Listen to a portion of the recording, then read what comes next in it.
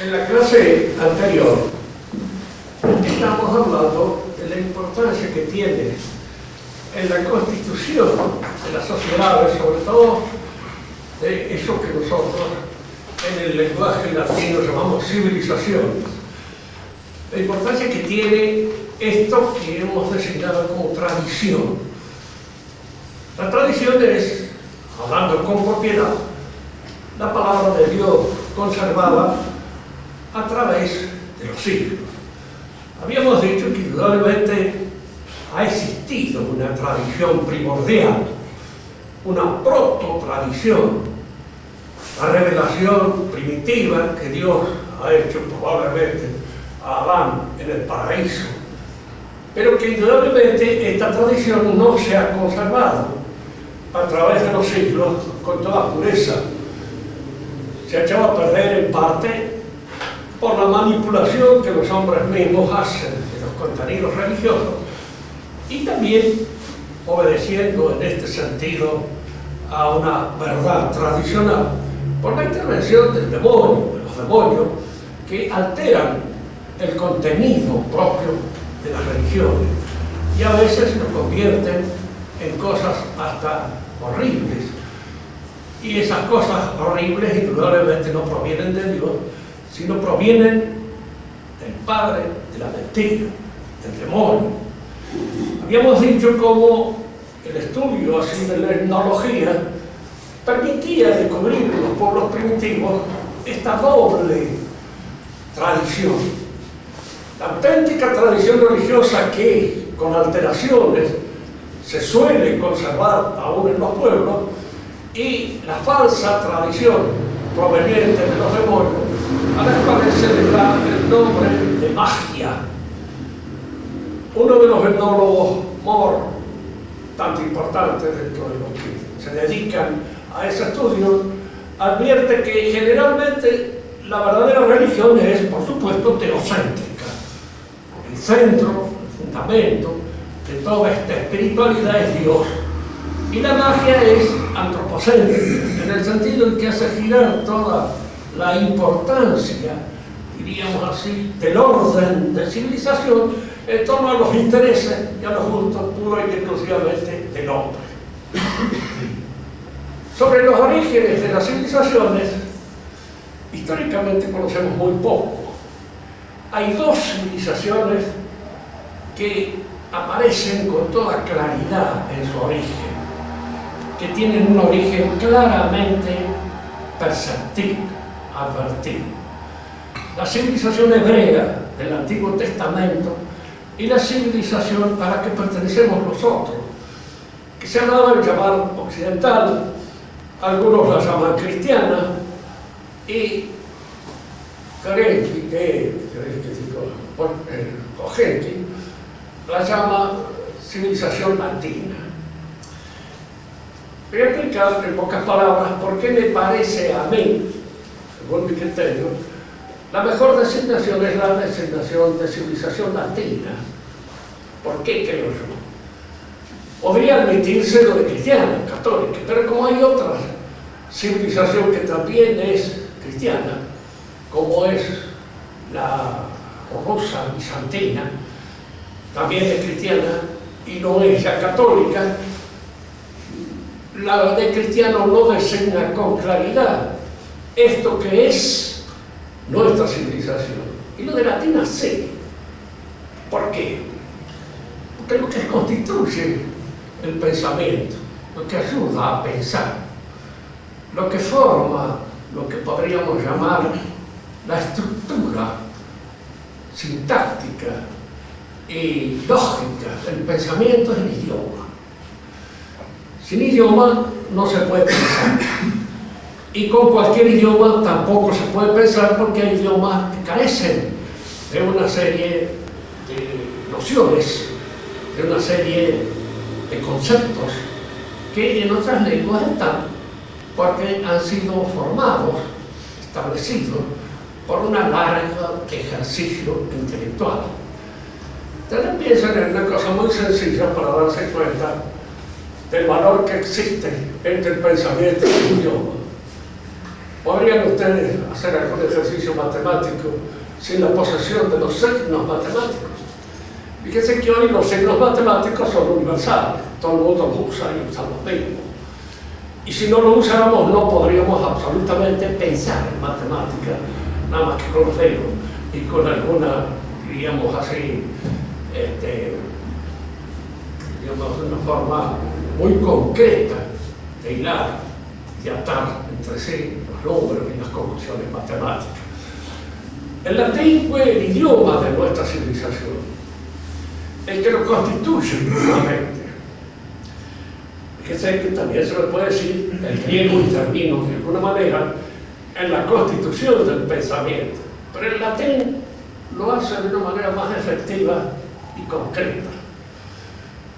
Recuerdo que en alguna oportunidad alguien que sabe mucho más griego que yo me decía, mire, que el griego es más rico que el latín, tiene muchas más posibilidades, incluso en el uso del pensamiento, de los conceptos, el latín. Yo estoy de acuerdo con eso, es cierto, lo poco que conozco es suficiente como para darme cuenta de que el griego es más complejo y más rico. Pero el latín es más preciso, es más de una conceptualización más concreta. Cuando hemos perdido ya el uso del latín en nuestros estudios secundarios, hemos caído casi en una barbarie. Pocos son la gente que sabe escribir y que sabe ofrecer un pensamiento claro a través de lo que escribe y muchas veces a través de lo que dice, porque ya no se ejercita más la mente en esta lengua que es la lengua precisa de juristas. Se me dirá, no todos los juristas tienen interés en pensar claramente, ¿cierto? Pero en general, cuando se trata de un asunto que les corresponde, sí, lo hacen de manera clara para que no quede lugar a confusiones y no puedan perder el pleito como consecuencia de una frase ambigua. Que esto lo hagan contra los demás, bueno, esto entra dentro de lo que podríamos llamar las discusiones de los pleitos, pero que lo hagan para sí mismos, no. Es decir, la intención siempre del jurista es la precisión, y en el latín esa intención aparece. Fíjense que la filosofía griega entra y es asimilada por los latinos, traducida al latín. El primer traductor que existió, dentro de lo que nosotros conocemos, fue Boecio, Severino Boecio. Él de alguna manera tradujo todos estos elementos que pertenecían a la léxico nocional de la filosofía griega, lo tradujo al latín, trató de traducirlo de la manera más precisa posible. Nosotros hablamos una lengua que es latín, más es latín, y suponemos todos de que una de las lenguas latinas más cercanas al latín es el español. Hay algunos temas de filosofía que en español se pueden decir precisamente bien y no se pueden decir ni en italiano, ni en francés, ni en inglés. Por ejemplo, la palabra ente, que es el participio activo del verbo ser, existe en español. Se usa mal, por supuesto, se usa como quiera. Se puede hablar de un ente para decir un imbécil, o se puede decir que se de un ente tal cosa o cualquier otro. Bueno, pero esas son formas de hablar que indudablemente no están catalogadas en el buen idioma que debe manejar el filósofo, que debe ser lo más preciso posible. En francés este término, este participio no existe, y se emplea a veces un término que más o menos se adecua, pero que siempre conserva una cierta anfibologia. Nosotros en el uso cotidiano, en vez de hablar de mente, decimos que es un ser, pero ser es el infinitivo verbal y no el participio activo, de manera que emplearlo así, indiscretamente, podríamos decir, no es la mejor manera de aclarar el contenido semántico de lo que se quiere decir con eso. Del amante no decimos que es el amar, ni del escribiente que es el escribir, y del ente no podemos decir tampoco que es el ser, porque el ser es el acto infinito de esa realidad infinita que es Dios. Decimos entonces que nuestra civilización le damos este término de latino? Porque es indudablemente el más adecuado. El pensador polaco que es Félix Konecny. Los libros de él no están traducidos. A mí me lo recomendó con mucho aflicción el padre Verbier, y en realidad he logrado leer algunas obras de él en inglés. En castellano no existe todavía, no la he visto, que no sepa, no lo conozco. Pero es así, a través de esta figura, el cual no se lo puede usar patriota, así de frente es polaco, fuera italiano, fuera francés, fuera español, fuera portugués, uno podría decir, bueno, usted está tirando para su casa en favor de su bolsillo, está hablando de algo que le interesa como patriota. Pero a un polaco no, porque ellos no se han formado, el idioma de ellos no se ha formado sobre la base del latín, aunque el latín de alguna manera ha influido posteriormente en la aclaración sintáctica de todos los idiomas europeos, no solo el alemán y algunos que no son por sus raíces estrictamente latinas, pero que el latín los ha ayudado a constituirse en idiomas, lo que podríamos llamar hoy, en instrumentos de comunicación dialogal entre los hombres. Esta civilización nuestra, nosotros conocemos su nacimiento, su origen, y conocemos el origen de la civilización hebrea. Hay una parte en la Biblia en donde este origen aparece claramente determinado. Dios convoca a Abraham y le comunica que no va a ser padre de un gran pueblo, de una numerosa progenie. Fíjense que estas son cosas que a veces lo hemos dicho acá, pero siempre conviene repetirlo, porque es como el Padre Nuestro, conviene tener siempre presente estas nociones con claridad en la mente. Ese documento en el cual aparece esta convocación de Abraham es un documento que los judíos guardan desde hace miles de años. Supongamos, en uno de los casos, que ha sido inventado con posterioridad, pero esa posterioridad no es muy amplia, muy grande.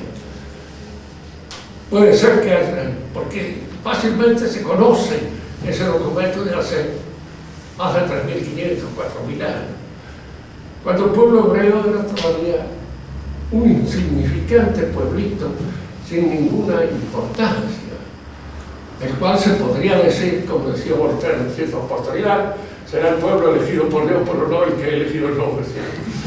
También, de cualquier modo, aparece aquí, en este origen, aparece claramente determinado el origen de la constitución de este pueblo. Este pueblo se forma y se constituye en torno a este hecho sobrenatural.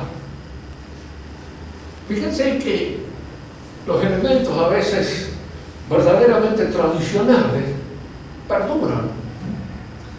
Y perduran de una manera que yo no sé cómo lo llama la atención a veces de la gente que está decididamente en contra de todo enternecimiento religioso. Lo digo incluso por experiencia, porque a mí me llamaba la atención cómo este documento, en el cual se inicia, por lo general perdurado hasta ahora.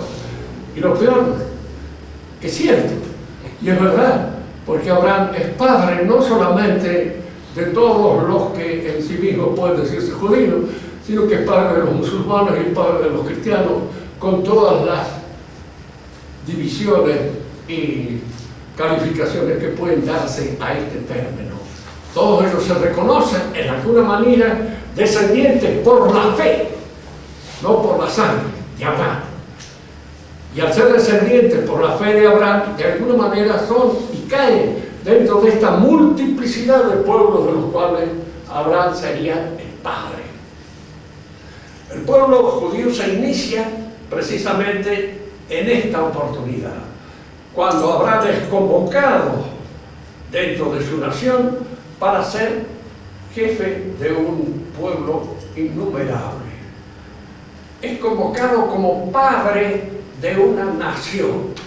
Fíjense que es importante señalar esto, porque posteriormente, cuando los judíos parte de los judíos no aceptan a Cristo como el Mesías, esta no aceptación de Cristo como el Mesías se debe precisamente al carácter nacional de la fe de ellos. Cristo no eligió al pueblo judío organizado en el Sanedrín para constituir la nueva iglesia. Eligió a Andrés, a Pedro, a Mateo, sí, a los distintos apóstoles, los llamó, los convocó personalmente y los constituyó a ellos en los miembros de esta nueva institución que sería la Iglesia Católica.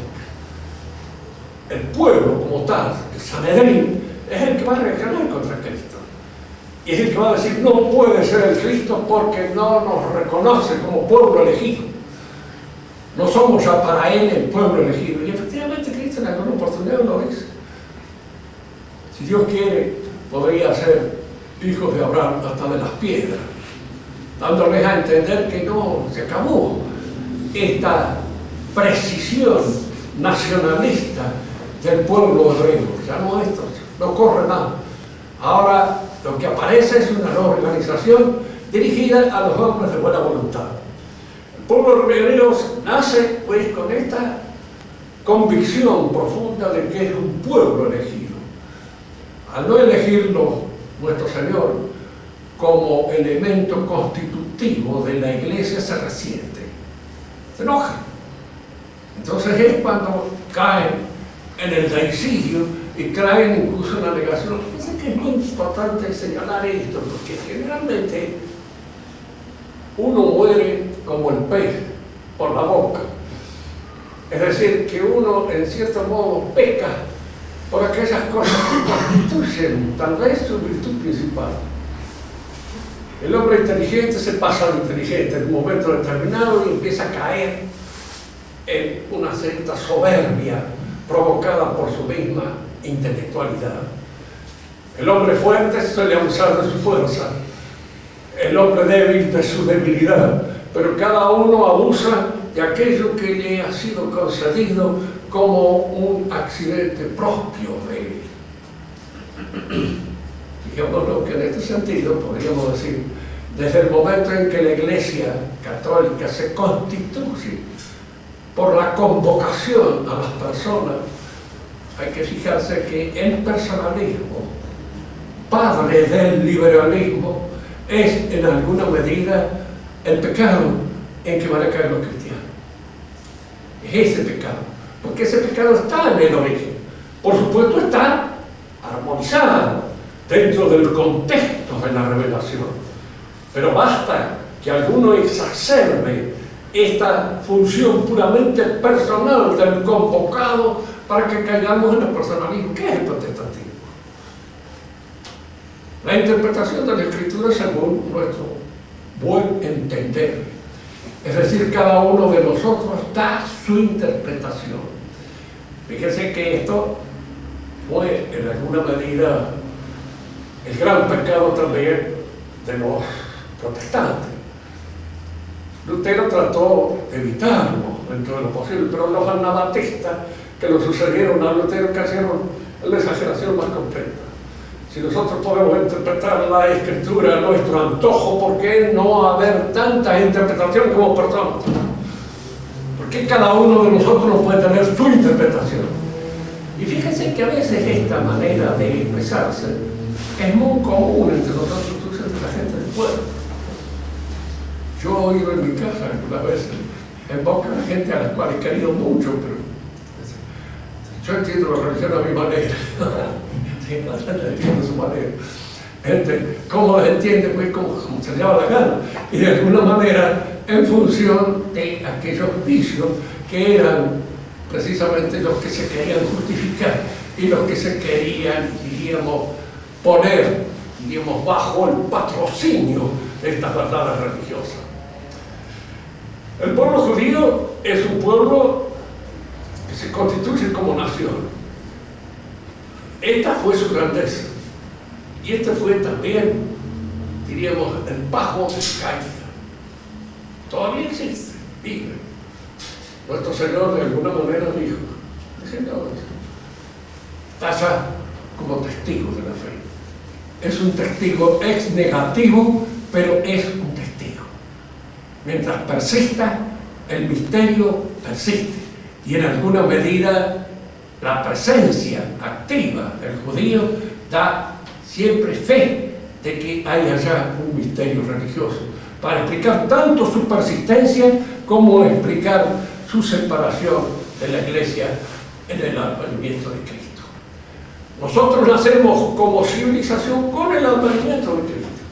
Así está el suceso fundamental que nos va a constituir como una civilización especial, porque es en torno a Cristo y en torno al grupo de los hombres convocados por Cristo que van a constituir la Iglesia Católica, donde se organiza y se funda la civilización nuestra.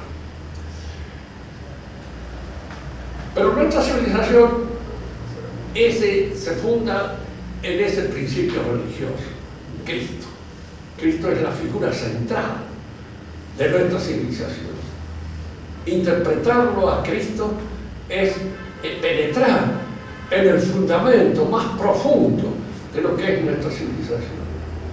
Y hasta podríamos asegurar una cosa que puede parecer así, a prima facie, una fanfarronada, pero no se explica ni aún los defectos más profundos de nuestra civilización, las actitudes más revolucionarias, si referimos a Cristo, porque son deformaciones del cristianismo. Hay aquí tres interpretaciones que a lo largo de la historia de nuestra civilización se mantienen. La interpretación dada por la Iglesia y por sus seguidores, hombres que pueden pensar dentro del contexto de la Iglesia, como teólogos, o hombres que piensan en el contexto de la Iglesia como pensadores personales, no como teólogos. Esta interpretación es una. La otra es la revolucionaria, en donde se trata de dar una interpretación de la fe religiosa, naturalizándola, laicizando sus contenidos, convirtiéndolos en algo que el hombre va a realizar por su cuenta y riesgo. ¿Qué queremos decir con esto? Queremos decir lo siguiente: ¿a qué aspira la revolución? Pues al reino de Dios, ni más ni menos, pero al reino de Dios hecho por el hombre acá en la tierra, sin tener en cuenta muchas veces de que ese reino de Dios en la tierra no se puede dar. ¿Por qué? Porque somos seres caducos, nos morimos. Como decía en alguna oportunidad, recuerdo en una conversación que había en una reunión de tomistas en Buenos Aires, estábamos en Orderici, decía: el hombre es inmortal. Y le dice Guido Soares, le dice: no, mire, se muere. Ya estamos obispos, se muere. No solamente los obispos les consiguen, también los obispos se mueren, morimos. Ese es un hecho contundente con el cual hay que contar. Que ahora el alma sobreviva, bien, parece ser una cosa que no solamente es una verdad de fe, sino también es algo que puede, en alguna medida, probarse racionalmente. No totalmente, pero sí aproximadamente. Pero el hombre muere. Y entonces, de la miseria no lo corrige nadie. La revolución pretende corregirlo del error, porque la verdad va a estar en la ideología que se propone desde el gobierno. Esa es la verdad, punto, acá se terminó. Los vicios, los pecados se corrigen diciendo que no existen. ¿Qué pecado? Si nosotros establecemos que cada uno es dueño de hacer lo que se le da la gana, ¿qué es el pecado?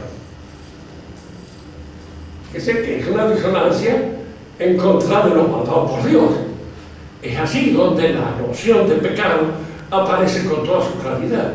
Pero si Dios no existe, si Dios no hay, ¿cuáles son los pecados que cometemos nosotros? Que matamos a uno en algunos por sí, bueno, tal se va a morir.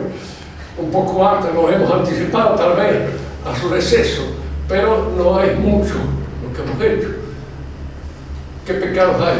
Si en cierto modo se eliminan desde el gobierno, desaparece la propiedad privada, no hay más robo, porque nadie es dueño de nada, y entonces cada uno chapa lo que encuentra y de alguna manera se arregla con eso que encuentra. Por decreto nosotros podemos suprimir el pecado, podemos suprimir el error, pero no podemos suprimir la miseria. Y la miseria no es solo el corralito y la miseria pura y exclusivamente económica. Tener un cáncer en un momento determinado en la garganta es la miseria. Cualquier otra parte es miseria. Todo eso es la miseria que nos acongoja y eso nosotros no lo podemos liberar. Por lo menos no por ningún artificio humano. Se confía mucho en la medicina, por supuesto, los médicos harán milagros con el tiempo. Nos ayudarán a prolongar la salubridad, nada más. Y en cierto modo, les aseguro ya por experiencia casi personal, que no es nada agradable, no es retorno. Y hay una prolongación que más bien conviene, si Dios nos ayuda a terminarla pronto, porque lo que viene después no es bueno. Es como dicen, uno siempre tiene esperanza. ¿De qué? ¿De qué se tiene esperanza? Usted tendrá esperanza, joven, bueno, muy bien, las tenga. Yo no puedo tener ninguna.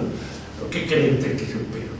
Que la arteriosclerosis no me avanza de todo, bueno, muy bien, pero algo avanza y de alguna manera va, minando muchas aquellas posibilidades que en otro tiempo me resultaban un poco más fáciles que ahora. Bien, decimos entonces que de esta civilización nuestra nosotros tenemos el fundamento religioso, que es el cristianismo, y de él no se ha movido más nada. Si alguno me dice, mire, hay ideas dentro del mundo moderno, la idea del evolucionismo, ¿tiene su fundamento en la religión? Claro, ¿cómo no?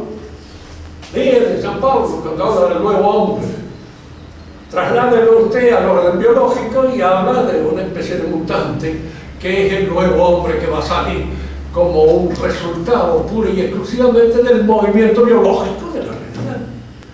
Nada más. Eso está en San Pablo, de alguna manera. El reino de Dios es la tierra. Lo queremos construir nosotros con todo nuestro esfuerzo personal.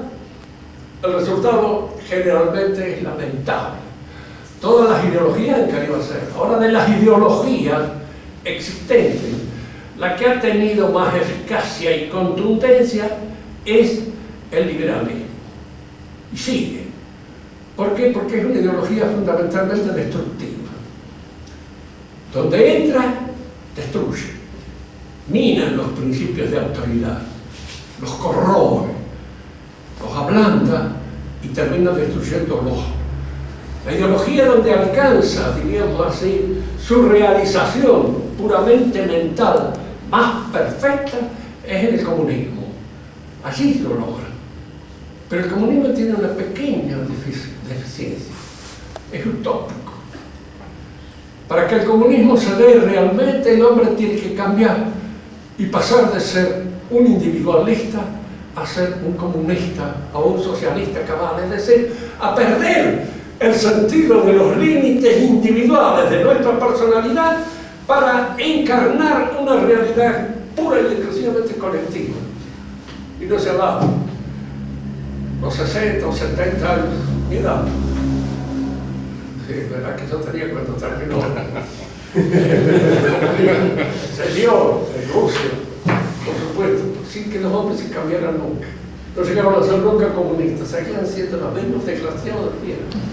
Chorros, sinvergüenza, aprovechadores, de alguna manera tratando de ubicarse de la mejor manera posible dentro del aparato que los comunistas manejaban, sin que lograran nunca cambiar esto. Y por supuesto, desde el punto de vista de la producción, se viene abajo porque la producción se alimenta con los intereses. Y cuando usted combate los intereses personales, la producción decae, se hunde, se acaba. De manera que el comunismo es la ideología llevada a su perfección máxima, pero como cae en una utopía, es imposible.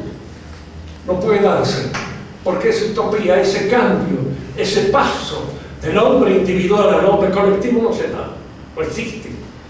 Y al no existir, se produce el colapso de esta ideología. En cambio, el liberalismo sí queda, porque el liberalismo es una cosa fundamentalmente destructiva. Y mientras haya algo que destruir, perdurará. Y siempre hay algo que destruir, porque la naturaleza en alguna medida se defiende. Ataca en todos lados. Usted mete el liberalismo en la familia, destruye la familia. Lo mete en el ejército, hace sopa al ejército.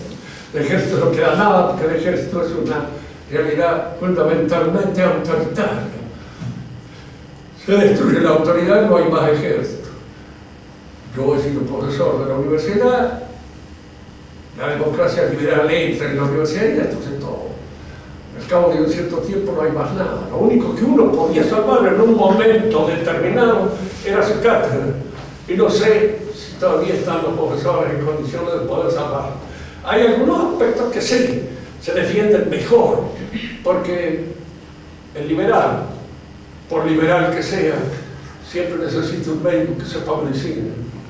Si no, está frito, porque está afectado en algo que más quiere en el mundo, que es su barriga y su salud.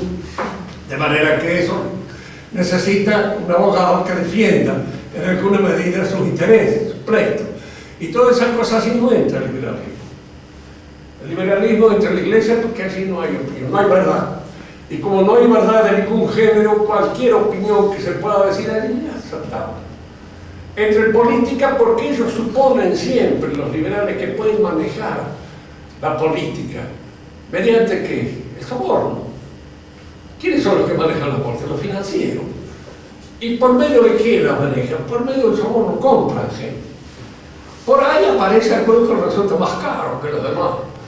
Poco, en razón precisamente de su talento, de su genio, que lo han dejado pasar. Recuerdo que hablamos con el doctor Messina, que cuando la Revolución Francesa llegó a un punto en que ya los que habían hecho fortuna corrían el peligro de que los terroristas los liquidaran a ellos también. Se juntaron todos, los más desgraciados, los más infames, los más inmundos, tanto que en el lenguaje francés les llaman los podridos, que fueron los que dieron el golpe de termidor para acabar con los terroristas. Pues los terroristas no dejaban gozar de lo que habían ganado precisamente durante la época de caos y la época de desorden dentro de la Revolución Francesa. Necesitaban ahora un hombre que en alguna medida solucionara el problema, pusiera orden. Ese hombre lo encontraron en Napoleón.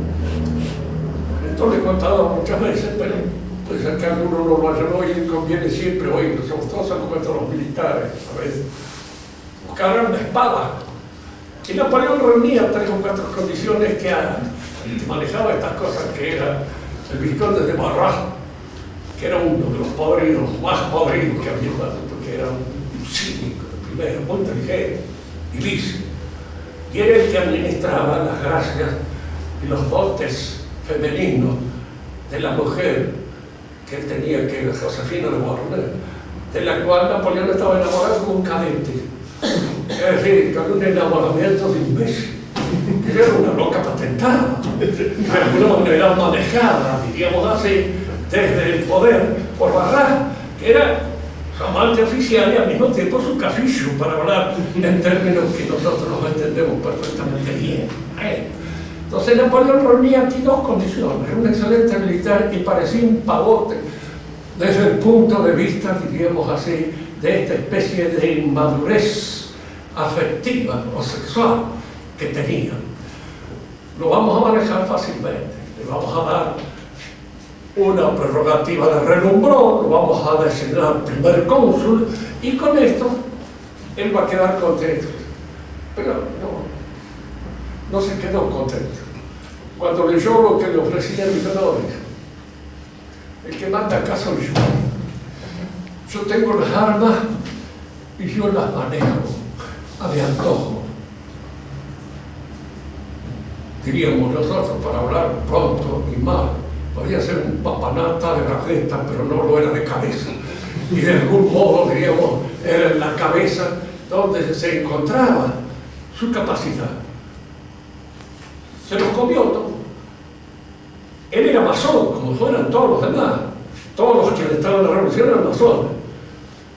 A veces cuando me preguntan, ¿usted no ve en la masonería un bloque compacto, único, etcétera, que parece que no? Se pelean entre ellos como se pelean siempre los chorros, los ladrones. No pueden estar de acuerdo nunca en el botín que acaparan porque uno agarra más que otro. Y de alguna manera, en ese sentido, se combaten entre ellos. Napoleón era masón y hizo una gran fortuna porque saqueó Italia. En el saqueo de Italia hizo una de las fortunas más grandes que hubo para accionista del Banco Francés, en la creación del Banco Francés, y uno de los mejores accionistas. De manera que no le faltaba ninguna más. Pero al mismo tiempo, a esto se los puso en el bolsillo. Y desde ese momento, los masones dijeron, no hay que dejar nunca jamás que un militar inteligente llegue a los más altos grados. Hay que evitarlo. Manejar el ejército de tal modo que los militares terminen los capaces pronto su carrera y no lleguen nunca ni a general, porque es peligroso. Fíjense, les he contado también muchas veces, cuando estalla la guerra del 14 en Francia, 200 generales fueron dados de baja por inútiles, que no servían para nada. Y el que les dio de baja fue Clemenceau, que era un radical de izquierda, pero no era imbécil, a pesar de esto. La guerra hay que ganar. Con esos generales no la podemos ganar. ¿Qué hacemos? Llamar a los coroneles que hemos dado de baja. Pero son todos frailes. Dije, no me importa, yo después me encargo de desacreditarlo y de denigrarlo. Pero por ahora hay que llamarlo al combate, porque con eso sí podemos ganar, con estos imbéciles no. Juntaron a los 200 generales en un pueblo de Francia que se llama, precisamente tiene el nombre de Limoges. Lo juntaron en Limoges, tanto que en francés ha quedado un verbo, limoger, que significa defenestrar a un general, darle baja a un general. Por eso. Y otra cosa que había que hacer era evitar que obispos llegaran a obispos tipo inteligentes. Siempre dentro de los curas, los más adulones, los más imbéciles, los más cretinos y los más puestos al servicio del gobierno, estos se llaman obispos. Nunca, bueno, hay un libro muy lindo y de alguien del cual no me lo sospecharía de que se trata de una cosa buena, y sin embargo no es. Anatole France escribe un libro que se llama El Olmo del Paseo, donde se habla precisamente de la selección de un obispo, en la cual están incluidos una serie de ministros, judíos, uno, los masones, etc. Y hay dos candidatos, uno que es el candidato de los tradicionalistas, que es un abate muy inteligente y que lo hace hablar a Anatole France como me gustaría que hablara a los obispos. Tanto que como Anatole France goza de muy mala reputación entre los católicos de general y con justa razón, porque era un descreído, un escéptico, pero un tipo inteligente. Me acuerdo que una vez le dijo al padre Sarmiento que lo insecaba. Le digo, escuche esto, padre. Le leí. Qué bueno, ¿y quién es? Anatole France. No, me dice, entonces, no la van diciendo. Bueno, para ese obispo, por supuesto, no lo eligen. Elige al más infeliz, a uno que está andando muy bien con los judíos, que queda bien con ellos, en todo sentido. Entonces, este es el hombre pluralista, el hombre que puede llegar a ser obispo y calzar el anillo de amatista. Así se llama la continuación en otra novela que se llama El anillo de amatista, en el cual es designado este obispo. Esta es una designación, diríamos así, general de la masonería. Los masones no, de ninguna manera permitían ni la llegada de un gran general, ni la llegada de un gran obispo, porque iban a tener problemas con la Iglesia en contra de toda esta república masónica. Fíjense que al fin de cuentas el que quedó bien con la república masónica fue León XIII, un gran pacto con los demás. Bueno, excelente. Pero cuando dio la orden del Règlement y de la adhesión a la República Masona, prácticamente destruyó el movimiento, diríamos así, tradicionalista francés, lo convirtió en una cosa irrisoria. Bien, a nosotros lo que nos interesa ahora es esto: ¿cómo se constituye esta civilización nuestra? Tenemos el principio fundamental en torno al cual se organiza la civilización, que es la religión, la fe. Y si alguien me preguntara, porque claro, siempre por ahí puede haber alguien que tenga sus dudas, y si en qué sentido la fe puede convertirse en un principio organizador de la vida. Porque la fe entra por la interioridad del sujeto. Si yo quiero ser miembro de una ideología determinada y convertirme, qué sé yo, radical o peronista, aunque estas ya son cosas que ya no tienen en nuestro país ninguna consistencia, no sirven para nada. Pero en fin, socialista todavía, puede haber algo que sea socialismo. Tengo que estudiarlo, leerlo, ver qué es lo que se propone, qué es lo que se busca. La fe pues la tengo adentro, y desde adentro estaba organizando toda mi vida espiritual, mi vida intelectual y mi vida moral. Todo eso yo lo organizo en función de la fe. Es la fe la que me dice cuál es mi relación con los elementos materiales, incluso hasta con cosas tan perestres como puede ser la comida. Bien allá, en ese sentido estoy, diríamos, relacionado a través de la fe, con el dinero, con el sexo, con todas estas otras cosas que constituyen el haber cotidiano de toda nuestra vida. La fe lo organiza. Sin este elemento constitutivo interior que organiza toda la vida espiritual del hombre, no hay vida espiritual posible, porque no hay vida íntima, no hay vida interior. Y al faltar la vida interior, falta el organismo fundamental para la constitución de un orden de convivencia entre cuatro cebolas.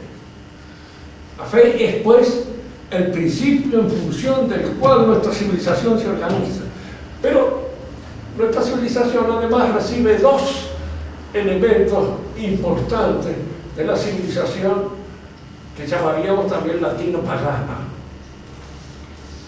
Fíjense que la Iglesia pudo organizarse en función pura y exclusivamente de los principios del hebraísmo, tal como aparecen y emergen en el Antiguo Testamento.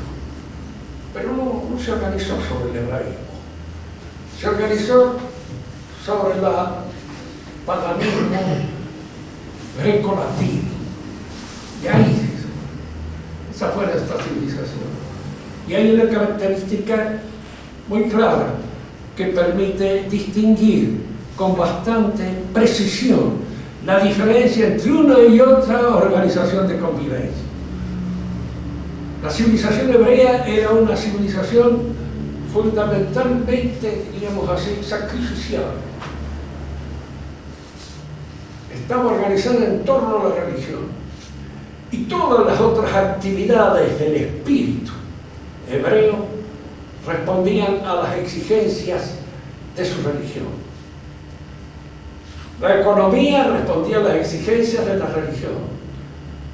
Los días de trabajo, los días de fiesta, los días dados para el descanso, etcétera, etcétera. La organización misma de la comuna hebrea estaba dada por la religión. El arte hebreo es un arte religioso, fundamentalmente. Nosotros todavía lo usamos a través, diríamos así, de los salmos, de los cánticos que han quedado del viejo hebraísmo. Otra cosa no hay. Hasta la constitución del, digamos, monumento religioso hebreo grande, que su templo está determinado por la religión. La religión, las relaciones entre el hombre y la mujer, determinados por la religión. La ciencia es la ciencia de la Sagrada Escritura, no hay otra. El pueblo hebreo no tuvo otra ciencia. El hombre de ciencia, el hombre instruido, en el hebraísmo era el doctor de la ley, el hombre que conocía la ley, y el hombre que de alguna manera, diríamos así, examinaba todos aquellos elementos, incluso los más sutiles, de la ley. Ese era el hombre de ciencia de ello. En nuestra civilización no es así. En nuestra civilización estas actividades del espíritu no es que no tengan, diríamos, o no reconozcan la función magisterial del saber teológico, pero no es el saber teológico el que lo determina. Nuestra economía se rige por criterios económicos, y son los criterios económicos los que en alguna medida lo determinan. Ahora, esos criterios económicos están subordinados en este sentido. Lo económico es un medio, no un fin. Y en la medida en que debe ser tomada como un medio, porque el fin total de la vida no es el enriquecimiento, sino el reino de Dios. Y entonces el enriquecimiento tiene su límite, señalado precisamente por ese otro objetivo trascendente que yo persigo.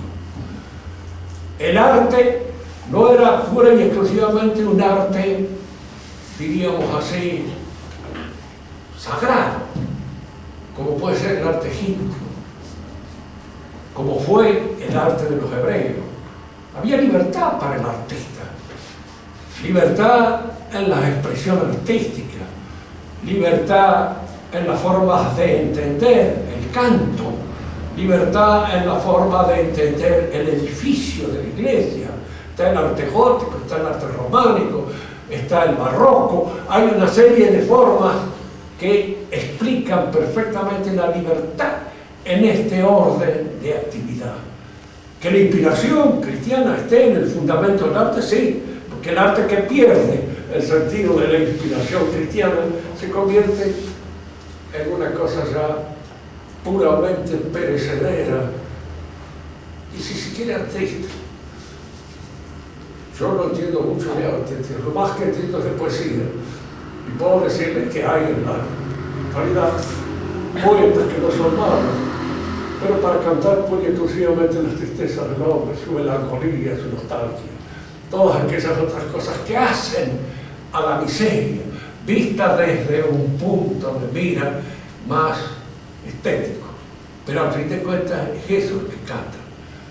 El arte excelso está precisamente en aquel canto espiritual del cual es uno de los autores más conocidos, Juan de la Cruz, o que se expresa especialmente en el arte litúrgico, en la liturgia.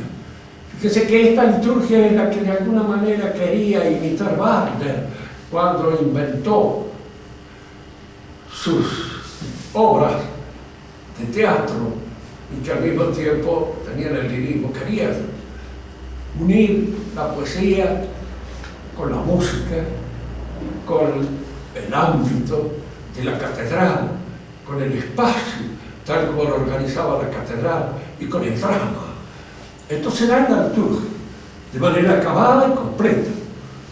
Nosotros a veces podemos asistir a unas representaciones modestas, pero que de alguna manera nos están indicando que esto es la verdadera representación del arte, donde la poesía, el canto, el espacio arreglado por la arquitectura se dan. El arte cristiano fue un gran arte, pero al mismo tiempo era libre en su manera de expresarse. La ciencia también. Podemos decir que hay una ciencia que los cristianos indudablemente deben respetar, que está fundada en la revelación de Dios. Pero las demás, hay libertad para investigar. Cuando se nos habla del asunto Galileo, nosotros sabemos bien ahora qué era. De que en realidad lo que se le acusaba a Galileo no era de que el pulso móvil o otras cosas, porque había muchos antes que él que habían ya determinado de los movimientos, diríamos así, de la Tierra alrededor del Sol, etc. Mucho. De la Media, inclusive, y sacerdotes. No, lo que aparecía en Galileo como una cosa que amenazaba el saber de la Iglesia era el hecho de creer de que esta saber acerca del mecanismo del cosmos hacía completamente inútil el conocimiento de la revelación. Esto sustituía el conocimiento.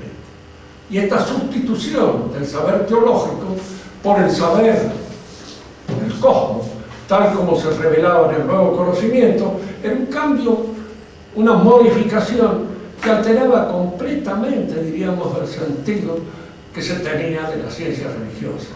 Y es ahí donde cayó Galileo. Fíjense que en la discusión muchas veces hay distintos intérpretes. Al intérprete cristiano que hay que seguir es el cardenal Bellarmino, que es un santo, y al mismo tiempo un hombre inteligente, de ciencia. No algún zanahoria de los muchos que intervinieron en la discusión y que dijeron cosas estúpidas. Siempre hay. Hay curas para todo. Los hay para dar. Claro, los hay bien imbéciles que a veces intervienen en discusiones sin saber muy bien qué es lo que se está debatiendo, si de veras. Cardenal Bellarmino te dice cosas bien. Y le dice a Galileo, eso que usted dice está dicho ya por lo que otro. Escríbalo en latín para que no se use como un elemento así de popularidad. Mantenga la especificidad de su saber en el terreno que corresponde y podemos discutirlo. Cuando usted lo pruebe bien, pues habrá que corregir algunas cosas en las cuales se ha caído en el error. Desde hace un tiempo que la Iglesia maneja esta noción. Pero hasta que no las pruebe bien, no hablemos. Eso le dicen. De manera que yo a veces he tratado de ver la lucha de la Iglesia con Galileo, buscando algo de Galileo que lo reconfortara. No. Los que tenían razón era el cardenal Bellarmino y la mayor parte de los sacerdotes que sabían las cosas como eran. Había algunos tontos que, como siempre, hicieron de eso una discusión absurda, pero Bellarmino no. Bien. Así como en la política, también había libertad, porque si uno dice la monarquía católica es la forma, sí, es la forma naturalmente más acabada del orden político, porque es la prolongación de la paternidad del orden político. Bien, estoy de acuerdo, pero no era impuesta eso. También que los reyes recibían el sacro, pero ese sacro era más bien una imposición y el deseo de limitar su poder dentro del magisterio señalado por la Iglesia. Pero no era, digamos, una exaltación de su poder, al contrario. Era una serie de obligaciones que adquiría el rey. Y hubo en la época medieval repúblicas, como en cualquier parte de Italia hubo varias repúblicas, y que se dan, podían ser oligarquías, repúblicas. La Iglesia no ha determinado una manera canónica de ordenar la política, como no ha determinado una manera canónica de ordenar la economía. Que los primeros cristianos, algunos de ellos, intentaron una economía más o menos colectiva, entre todos, para todos los bienes durante todos, sí, así le fue. Así le fue como diablo. Económicamente tenían que vivir del pechazo de las otras organizaciones para poder mantenerse. Ustedes lo ven en San Pablo, que junta dinero para los santos de Jerusalén. Los santos de Jerusalén vivían sin hacer nada, y de alguna manera de lo que habían juntado colectivamente, pero había que trabajar.